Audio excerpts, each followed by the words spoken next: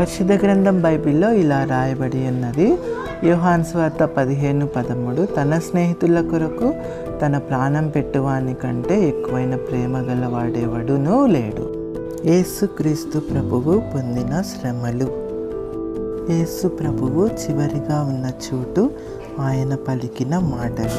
గెత్సేమనే అనబడిన చోటునకు వచ్చి ఆయన కొంత దూరము సాగిపోయి నేల మీద పడి ప్రార్థించుచు, నాయన తండ్రి, నీకు సమస్తము సాధ్యము, ఈ గిన్నె నా యొద్ద నుండి తొలగించుము, అయినను నా ఇష్ట ప్రకారము కాదు, నీ చిత్త ప్రకారమే కానిమ్ము అనెను. యేసు బంధించబడుట. సైనికులను సహస్రాధిపతియు యూదుల బంట్రోతులను యేసును పట్టుకొని ఆయనను బంధించిరి. యోహాను సువార్త 18:12. యేసును కొట్టెను. దగ్గర నిలిచియున్న బంట్రోతులలో ఒకడు ప్రధాన యాజకునికి ఇలా ఉత్తరమిచ్చుచున్నావా అని చెప్పి యేసును అరచేతులతో కొట్టెను. యోహాను సువార్త 18:22. దుర్మార్గుడు అంటూ వచ్చిరి. అందుకు వారు, వీడు దుర్మార్గుడు. యోహాను సువార్త 18:30. కొరడాలతో కొట్టుట. పిలాతు యేసును పట్టుకొని కొరడాలతో కొట్టించెను. యోహాను సువార్త 19:1. ముండ్ల కిరీటము రెల్లు. సైనికులు ముండ్లతో కిరీటమును అల్లి ఆయన తల మీద పెట్టి. యోహాను సువార్త 19:2.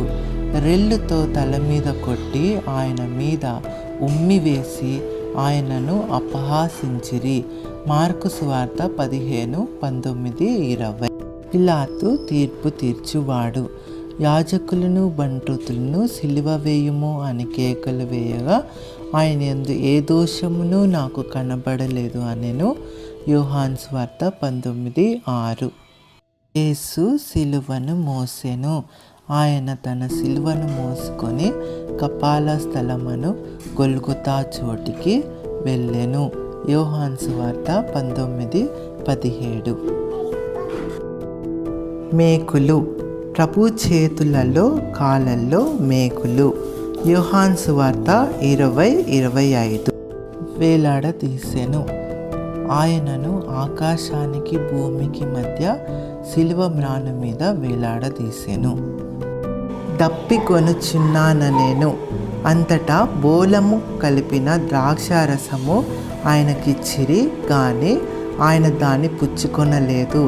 మార్కు సువార్త 15:23. చీట్లు వేసి వాటిని పంచుకొనిరి. వారాయనను సిలువ వేసి ఆయన వస్త్రముల భాగము ఎవనికి రావలెనో చీట్లు వేసి వాటిని పంచుకొనిరి. మార్కు సువార్త 15:24. దూషణ అపహాస్యము. సిలువ మీద నుండి దిగి నిన్ను నీవే రక్షించుకొనుమని చెప్పి ఆయనను దూషించిరి. శాస్త్రులను ప్రధాన యాజకులను అపహాస్యము చేయుచు, వీడితరులను రక్షించెను, తన్ను తాను రక్షించుకొనలేడు. మార్కు సువార్త 15:30-31. యేసు కేక వేసెను. యేసు గొప్ప శబ్దముతో కేక వేసి, తండ్రి, నీ చేతికి నా ఆత్మను అప్పగించుకొనుచున్నాను నేను. ఆయన ఇలాగు చెప్పి ప్రాణము విడిచెను. లూకా సువార్త 23:46. ఈటెతో ఆయన ప్రక్కను పొడిచెను. సైనికులలో ఒకడు ఈటెతో ఆయన ప్రక్కన పొడిచెను. వెంటనే రక్తమును నీళ్లును కారెను. యోహాను సువార్త 19:34. యేసు ఆయన సమాధి కార్యక్రమము. యేసు సమాధి. శతాధిపతి వలన సంగతి తెలుసుకొని యోసేపునకు ఆ శవము నప్పగించెను.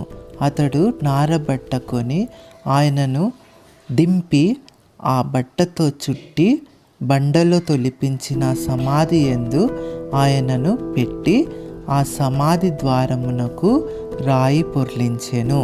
మార్కు సువార్త 15:45-46. యేసు ప్రభువు తిరిగి లేచుట.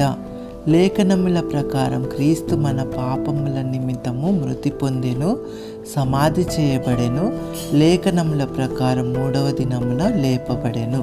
1 కొరింథీ 15:3-4.